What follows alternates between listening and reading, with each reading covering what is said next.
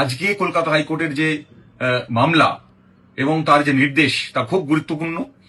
এই কারণ আমরা মামলা চলাকালীন একটি প্রশ্ন তুলে দিই যে পঞ্চায়েত এলাকাতে এই 1950 সালের আইন কখনোই লাগু করেনি।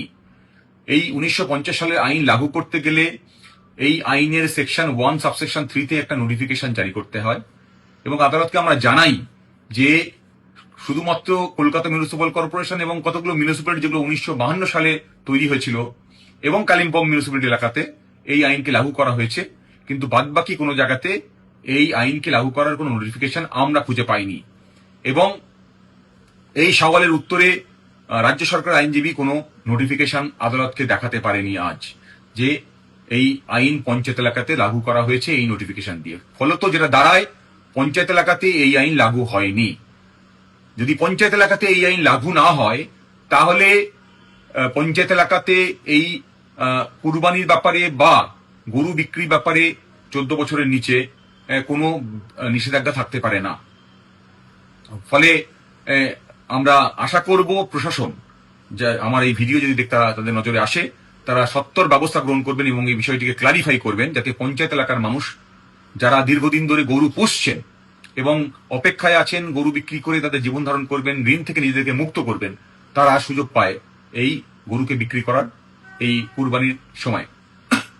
আরো যে কথাটি উল্লেখযোগ্য, আজকে আদালত নির্দেশ দিয়েছে যে এই 1950 সালের আইনের সেকশন 12-এ ধর্মীয় গ্রাউন্ডে যে রিল্যাক্সেশন দেওয়া যায়, সেই রিল্যাক্সেশনের বিষয়টি কনসিডার করার জন্য 24 ঘন্টার মধ্যে।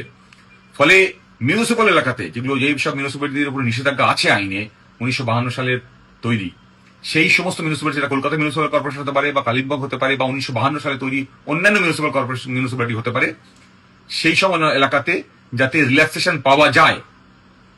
যেখানে নিষেধাজ্ঞা আছে, যেখানে নিষেধাজ্ঞা নেই সেখানে তো রিল্যাক্সেশনের প্রশ্ন আসে না, কিন্তু যেখানে নিষেধাজ্ঞা আছে মিউনিসিপ্যালিটি, যেটা আগে বলছিলাম, সেই অঞ্চলগুলোতে যাতে তারাও এই রিলিজিয়াস গ্রাউন্ডে রিল্যাক্সেশন পায় তা সত্বর দেখা উচিত। আদালত নির্দেশ দিয়েছে 24 ঘন্টার মধ্যে কনসিডার করার।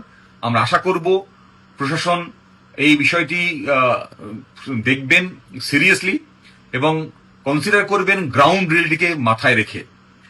গ্রাউন্ড রিয়েলিটিকে মাথায় রেখে বলছি দুটো কারণে। কারণ যে 1950 সালের আইনের কথা আমরা বলছি, আমরা আদালতে সওয়াল করেছি, এই আইনটি মূলত দুটি কারণে করা হয়েছিল, যাতে গরুকে চাষের কাজে ব্যবহার করা যায়।